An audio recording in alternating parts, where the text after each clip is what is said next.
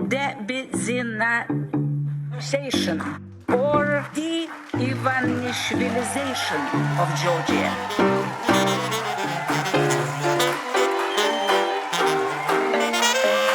What does it mean, de-oligarchization? It means de-Ivanishvilization or de-Ivanishvilization of Georgia.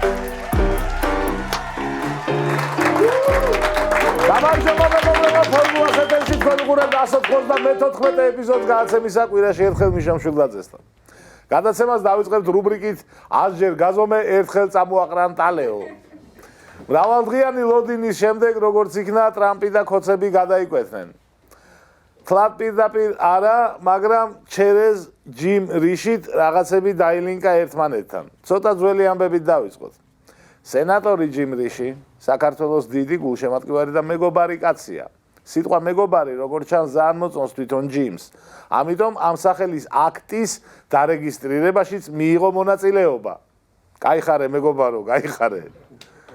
სენატორი აქტიურად უჭერდა მხარს საქართველოს ნატოში გაწევრიანებას და მუდმივად აქცევდა ყურადღებას საქართველოში დემოკრატიულ პროცესებს. ადამიანის უფლებების დაცვას, პოლიტპატიმრების საკითხს, სიტყვის თავისუფლებას და არჩევნების გამჭვირვალობის მნიშვნელობას. ქოცებსაც ნელ-ნელა ამოასხათ. რთულია ხო? ავტორიტარიზმს რო აშენებ და ვიღაცები მოგიწოდებენ დემოკრატიისკენ. რთულია.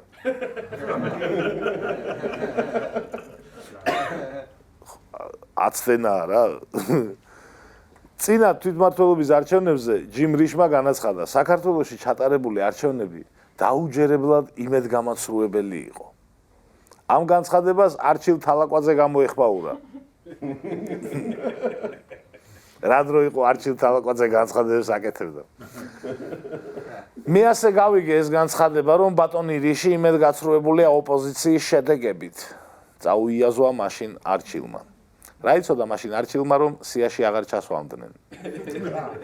ქართული დემოკრატიის მუდმივი კრიტიკის შემდეგ ქოცებიც ნელ-ნელა აუტლიკინდნენ ამერიკელ სენატორს. პასუხად კი სანქციები მიიღეს. დროა სახელმწიფო დეპარტამენტმა დაიწყო საქართველოს კორუმპირებული მოსამართლეების პასუხისგებაში მიცემა. დღევანდელი სანქციები დიდი ხანია დაგვიანებულია, მაგრამ ძალიან მისასალმებელია, განაცხადა სენატორმა მაშინ და სანქციების გამკაცრებისკენ მოუწოდა ბაიდენის ადმინისტრაციას. ბიჭო, ეს ბაიდენთან ყოფილა ახლოსო გაუხარდათ ქოცებს და ტლიკინმაც არ დააყოვნა. სენატორს შეუტიეს კობახიძემ და კალაძემ. ეს ადამიანი გამოირჩევა სიცრუით, სიყალბით. ის არ წარმოადგენს ამერიკას, წარმოადგენს Deep States. ჩამოარიხინა კალაძემ. არ შეიძლება უკულტურობის ეს დონე აჩვენონ ადამიანებმა ამერიკის შეერთებული შტატების კონგრესში.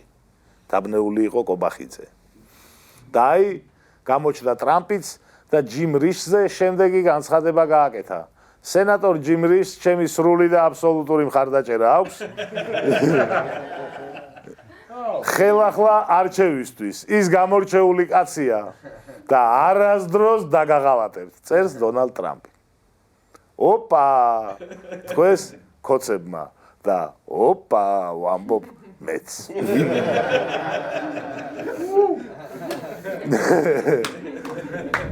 ამ განცხადებაზე პასუხის გაცემა უკვე ოცნების ქვედარგოლს დაევალა, მათიკაშვილს და ზარქუას.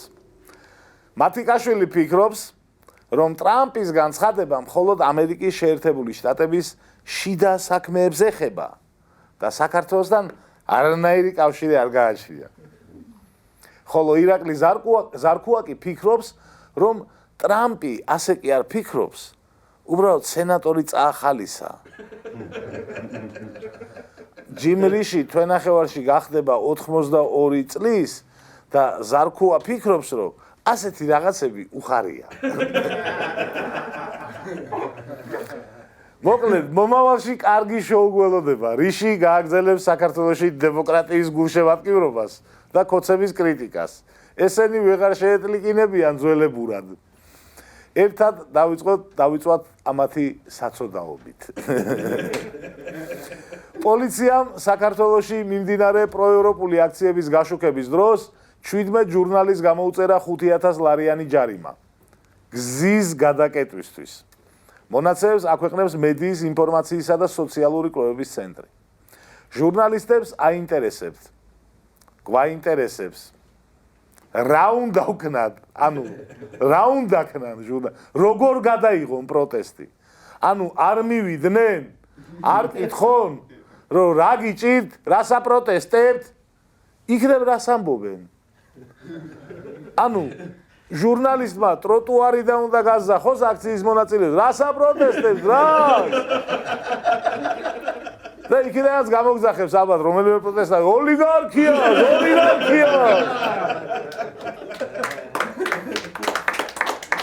ხოცებმა საქველმოქმედო ფონდები დააყადაღეს.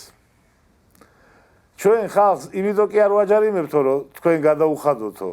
იმიტომ ვაჯარიმებთ, რომ ვერ გადაიხადონ, დაყადაღდნენ და ცხოვრება გაუმწარდეთო. ცხოვრება თუ არ გაუმწარდათ, აბა ისე რა აზრი აქვს ჩვენს რეპრესიებსო?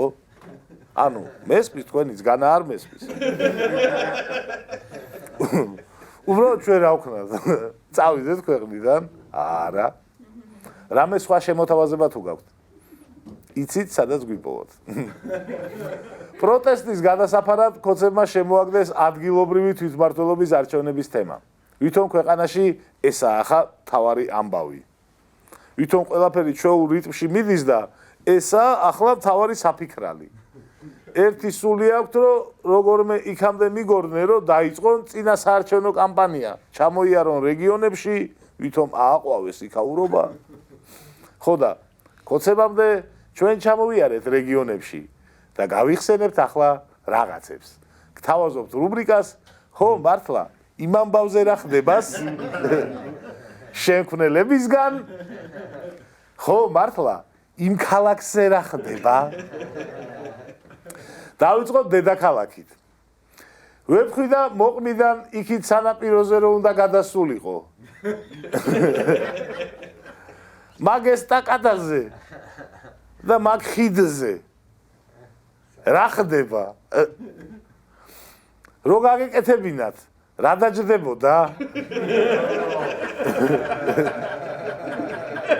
საინტერესო.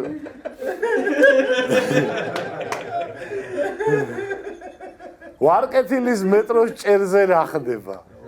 იმდენი ხანია ეს პრობლემაა, რომ ასე უნდა ვიკითხოთ. ვარკეთილის მეტროს ჭერზე რა ხდება? მაგის დედა 9 წელი გავიდა, რაც გაკეთება დაიწყეს. ჯერ 300,000 ლარზე მეტი დაიხარჯა. ეთყობა არ იყო საკმარისი არაფრის გასაკეთებლად და მერე კიდე 800,000-ზე მეტი დახარჯეს იმისთვის, რომ არაფერი გაეკეთებინათ. რავი, ერთხელაც ცადეთ აბა ქოცები, 2 მილიონი დახარჯეთ და არაფერი გააკეთოთ, იქნებ გაამართლოს ამას.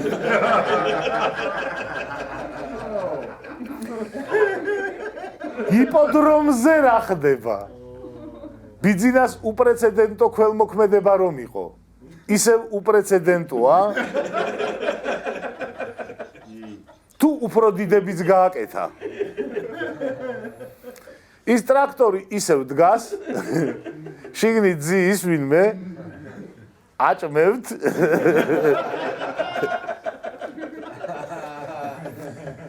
მიწის ზედა მეტროზე რა ხდება? რატო არ ჩანს? მიწის ქვეშ ხო არ არის? ძალიან მიწის ზემოთ ხო არ მოგივიდა, ცოტა ზევით ხო არ დავიხეთ. სად არის?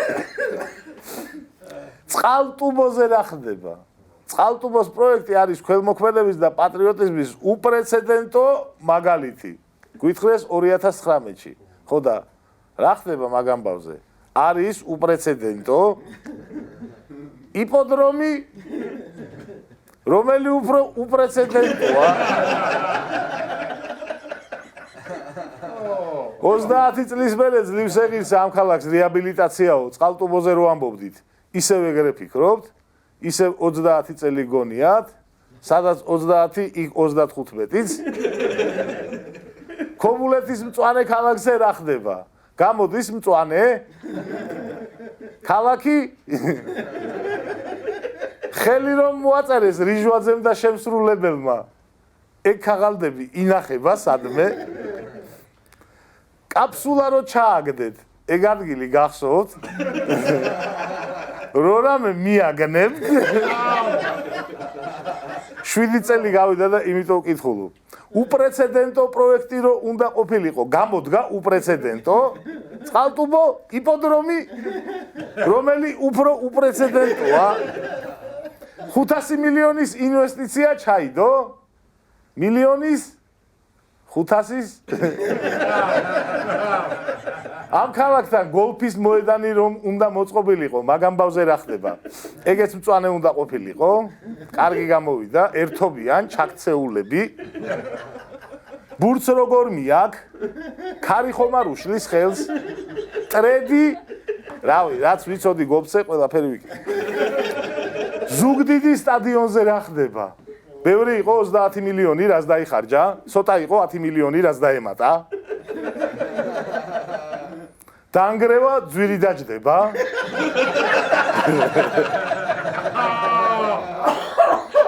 აშენებას არ ხოთ ახლა, ნანგრევები აიღეთ, რავი. მარტვილში რო ოცნების დეპუტატმა ვიღაც კაცმა რო ძეგლი დადგა, კოჩანა, ირო, კოჩანა, თეს ვაკო გურიშ გოჩამა. მაგ ამბავზე რა ხდება? ძეგლთა დაცვა შეეხო? იუნესკო იცავს? მე შემიძლია, სადაც მინდა იქ დავდგა ძეგლი. შეიძლება რაც მინდა ის დავაწერო.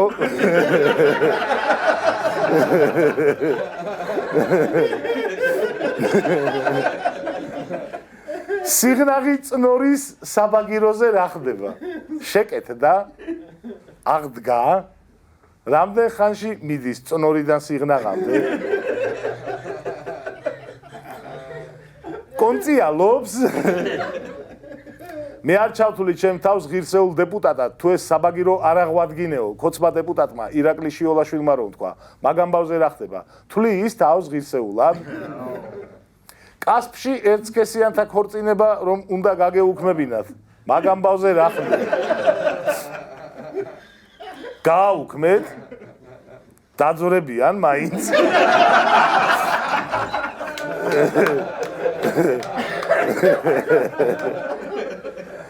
ხონირო ყველაზე მაგარი ქალაქი უნდა გამხდარიყო. მაგ ამბავზე რა ხდება? შედის კონკურენციაში, სხვა ქალაქებს შურთ. რომელიმე სხვა ქალაქს ხო არ აქვს პრეტენზია? თელავის კალიფორნიაზე რა ხდება? ღარიბაშვილმა თქვა, კალიფორნიასავით უნდა გავაკეთოთ რკინიგზაო. ხო და გამოვიდა კალიფორნიასავით, მასაჩუსეტსივით, ონტარიო, აიოვა, თვითონ მატარებელი ჩქაროსნულია, შტადლერისაა, რატი ბრეგაძე გაოცდა ნახვისას. ხარაგაულის ამფითეატრზე რა ხდება? იგეგმება მესამე რემონტი, ისევ იმდენი დაჯდება და წყალი ისევ ჩადის. მერე შერება თუ რჩება?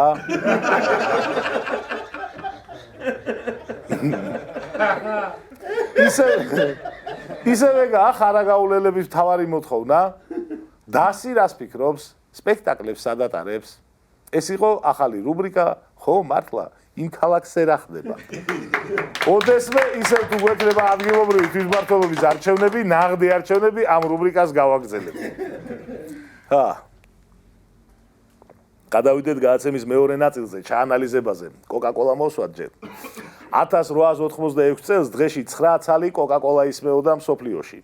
1886 წელს რო ყოლოდა კოკა-კოლა სპონსორად, ასე თამამად ვერ მოვსვავდი ხოლმე. მომიწევდა მთელი წელი გამომეზოგა.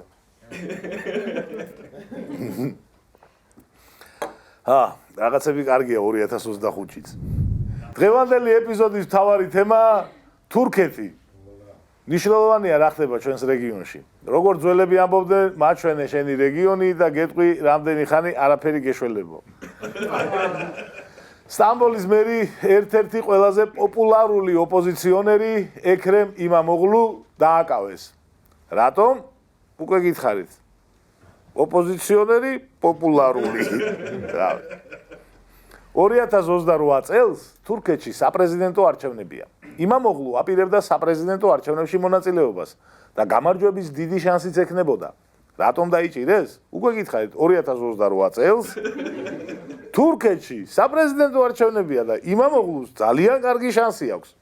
2028 წლამდე დიდი დროა, ახლა რატომ დაიჭირესო, შეიძლება იკითხოს საშუალო სტატისტიკურმა კოცმა და არის ამაში ლოგიკა.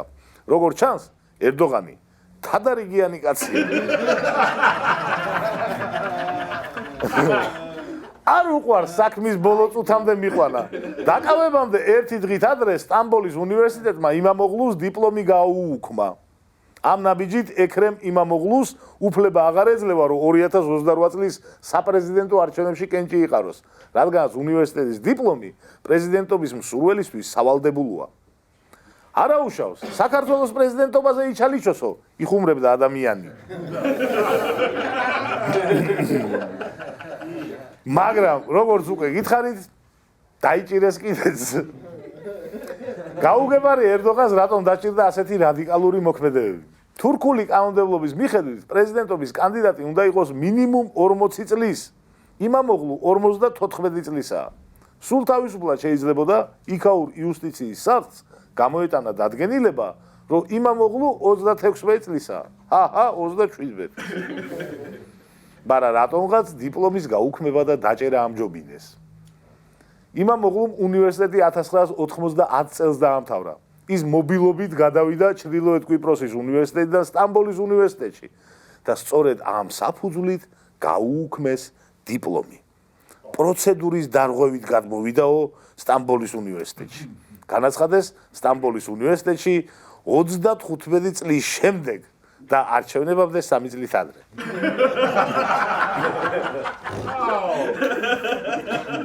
ნუ რავი, ცუდი იდეაა ჩემი აზრით. ვინ დაიჯერებს, რომ სტამბოლის პრეზიდენტს 35 წლის შემდეგ სტამბოლის უნივერსიტეტს 35 წლის შემდეგ გაახსენე და იმამოღლუს დიპლომის საკითხი. ერთი ნახე, ერთი იქ. 35 წლის რა მოხდა. ამას არ ჯობ ჩემი ვერსია, რომ 37 წლისაა. რავი. და ნახეთ რა ახალგაზრდულად გამოიყურება. იმამოღლუს საპრეზიდენტო არჩევნებში მონაწილეობა 2023 წელსაც არ მიაღებინეს. მაშინ მიზეზი იყო თურქეთის უმაღლესი საბჭოს წევრების შეურაცხყოფა. შენო უმაღლესი საბჭოს წევრებს მიაყენეს შეურაცხყოფა და არ დაარეგისტრირეს. ვერ ხვდები ეს მიზეზი რატო არ გამოიყენეს ახლაც. ანუ 2023 წლის მერე ახალი შეურაცხყოფა უნდა მიეყენებინა? ის რომელიც ვითომ მიაყენა არ არის საკმარისი, რომ რამდენიმე არჩევნები გამოატოვებინო ადამიანს. არჩევნები რომ მორჩება, ახალი ფურცლიდან იწყება ცხოვრება და ძველი შეურაცხყოფები ნულდება? ანუ ვინც კარგად ერკვევით თურქულ კანონმდებლობაში, აგვიხსენით კომენტარებში. ჩვენთანაც აიკრძალა ქოცების შეურაცხყოფა და სუფთა პრაქტიკული მიზნებიდან გამომდინარე გეკითხებით, რავი.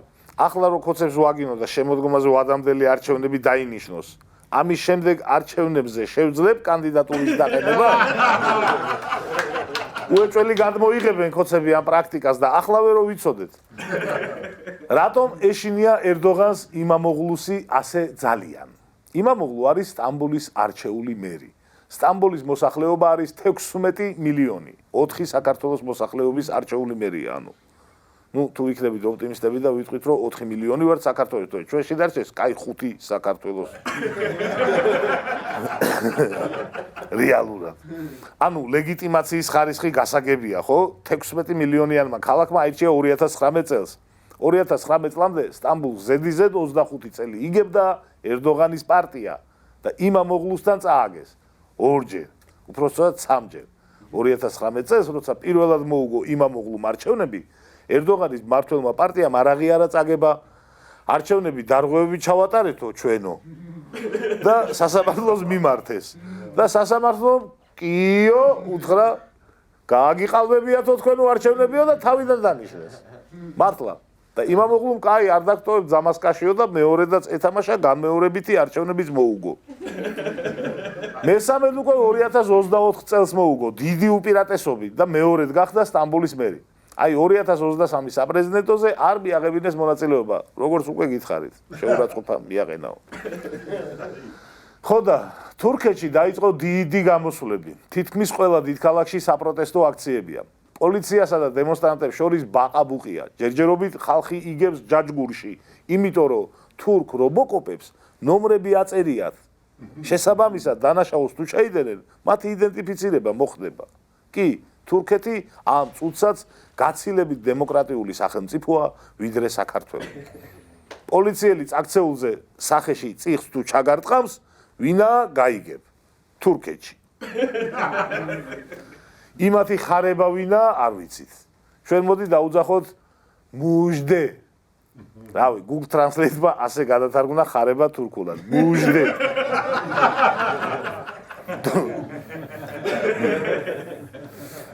თურმე ითარგმნება კაცი. ერდოღანს deep state-ი ებრძვისო, განაცხადა ირაკლი კობახიძემ. მართლა კი არა, ასე არ უთქვას, მაგრამ აბა ხელი აწიეთ რამდენმა დაიჯერეთ. თან deep state-ი. იმდენი ხალხი გამოვიდა სტამბოლის ქუჩებში, რომ კოცები ალბათ ნატრულობენ, რომ აი ეს ხალხი დაგვაჯარიმებინაო, ახლა 5-5000. 5-5000 და ლირა იყოს. როგორ განვითარდება მოვლენები თურქეთში? არ ვიცი, ჯერ ისიც კი არ ვიცით, ერდოღანი თუ მიიღებს არჩევნებში მონაწილეობას, იმიტომ რომ შარშან დაგვპირდა, რომ წავალო პოლიტიკიდანო. შეიძლება მართლა წავიდეს და იმამოღლუს დაჭერით თავის მემკვიდრეს უსუფთავებს ველს. შეიძლება თვითონაც მიიღოს მონაწილეობა. მართალია თურქეთში 2 ვადაზე მეტით არავის შეუძლია პრეზიდენტობა, მაგრამ კანონში არის ერთი ხვრელი. 2 ვადას სრულად თუ არ შეასრულებ, ერთი დღეც რო დაგაკლდეს, შეგიძლია რომ კიდე მიიღო არჩევნებში მონაწილეობა მესამე. ანუ ერდოღან შეუძლია რომ ვადის ამოწურვამდე ერთი კვირით ადრე დანიშნოს ვადამდელი და წავიდეს მესამე ვადაზე. ეს მხოლოდ ვარაუდებია, არავინ ვიცით რა როგორ იქნება, უეჭველი მხოლოდ ის ვიცით რომ თუნდაც არ მიიღოს ერდოღანმა მონაწილეობა 2028 წლის არჩევნებში. მისი პარტია აპირებს ხელისუფლებაში ყოფნას კიდევ დიდი ხნით. ამიტომ იმამოღლუსთვის ბევრი არაფერი იცვლება. ერდოღანი იქნება 2028-ში კანდიდატი თუ არა. იმამოღლუ უნდა განეიტრალდეს ერდოღანისთვის ან მისი კონკურენტისთვის. ჩვენ რა გვაწყობს ახლა? წინა გადაცემაში გითხარით, რომ არც ბაიდენია, ჩემი ახლობელი, არც ტრამპი. ანუ არანაირი ხეირი. ზუსტად იგივე სიტუაცია მაქვს ერდოღანთან და იმამოღლუსთან. პირადად ჩემთვის, აი მე მხოლოდ ის შემიძლია გითხრათ, რა აწყობს ჩვენს ქვეყანას. საქართველოს ინტერესებშია, რომ ჩვენი რეგიონი იყოს დემოკრატიული, თავისუფალი და მდიდარი. ერდოღანი უკვე 20 წელია მართავს ქვეყანას. ანგელოზიც რომ მართავდეს ქვეყანას 20 წელი. ხელისუფლება თუ არ იცვლება, ქვეყანა მიდის დიქტატურის ჭაობში. ჩვენს ინტერესია, რომ თურქეთი იყოს დემოკრატიული, რასაც ჭირდება ხელისუფლების სტაბილურად ცვლილება. ამიტომ მე გულშემატკივრობ, რომ თურქეთში არ იჭერდნენ ოპოზიციას. ოპოზიციამ მოიგოს არჩევნები, მერე 1-2 ვადაში წააგოს ამ ოპოზიციამ და სხვა მოიგოს. მერე იმ სხვამ წააგოს 1-2 ვადაში და ასე გაგრძელდეს უსასრულოდ. ხან ერდოღანის პარტია მოიგოს, ხან სხვამ. ერდოღანი საქართველოს ტერიტორიული მთლიანობის მხარდამჭერია და მადლობა მას ამისთვის. ერდოღანს პირადად კი არაფერს ვერ ჭირს. უბრალოდ ჩვენთვის, თურქეთისთვის, მთელი რეგიონისთვის, კაი იქნება, თუ ხან ერთი იქნება ხელისუფლებაში, ხან მეორე. იგივეს უსურვებს საქართველოსაც, სომხეთსაც, აზერბაიჯანსაც, რუსეთსაც, ხელისუფლებები რომ იცვლებოდეს. არაფერი პირადული, just დემოკრატია. თუ იმედია სწორად გამიგებთ, თურქეთში შესვლას არ ამიკრძალავთ ჩემი მეგობარივით, რომელსაც Facebook-ზე ერდოღანის კრიტიკის გამო აკრძალული აქვს თურქეთში შესვლა. და 2028-დან ისიც რავი, ისევ შეძლებს იმედია. არ გეწყინოთ, დემოკრატიული მინდა იყოს ჩვენი რეგიონი, როგორც უკვე გითხარით, ძველები ამბობდნენ, რომ მაჩვენე შენი რეგიონი და გეტყვი კიდე რამდენი ხანი არ გეშველება. მინდა რომ მალე ეშველოს ჩვენ რეგიონს. ბოლო კვლევით სამხრეთ კავკასიის მოსახლეობის 0% ცხოვრობს დემოკრატიაში. სულ ესაა, რაც დღეისთვის მინდოდა მეთქვა. შევხვდებით მომავალ შაბათს ფორმულაზე.